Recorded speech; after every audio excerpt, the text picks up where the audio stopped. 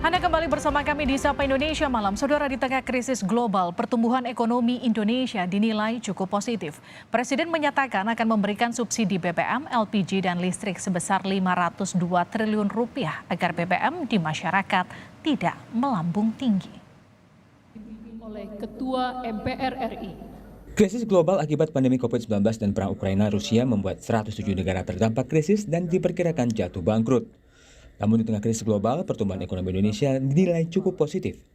Presiden Jokowi menyatakan akan memberikan subsidi BBM, LPG dan listrik sebesar 502 triliun rupiah agar harga BBM di masyarakat tidak melambung tinggi. Dunia juga belum sepenuhnya bangkit. Tiba-tiba meletus perang di Ukraina. Sehingga krisis pangan, krisis energi, dan krisis keuangan tidak terhindarkan lagi. Kita tahu 107 negara terdampak krisis dan sebagian diantaranya diperkirakan akan jatuh bangkrut. Tidak mudah bagi dunia dan juga tidak mudah bagi Indonesia. Di tengah tantangan yang berat, kita patut bersyukur Indonesia termasuk negara yang mampu menghadapi krisis global ini.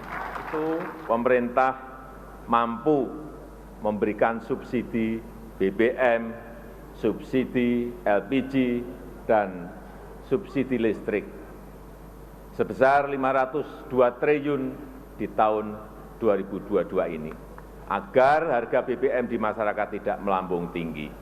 Dari data Badan Pusat Statistik, inflasi Indonesia di tahun 2019 ada di angka 2,79%, turun di tahun 2020 di angka 1,68%, kemudian naik di tahun 2021 di angka 1,87%, dan bulan Juli 2022 sebesar 3,85%. Sementara itu, dalam sidang tahunan, Ketua DPR Puan Maharani menyatakan akan memberikan perhatian terhadap persoalan subsidi pangan sebagai dampak konflik krisis pangan dunia.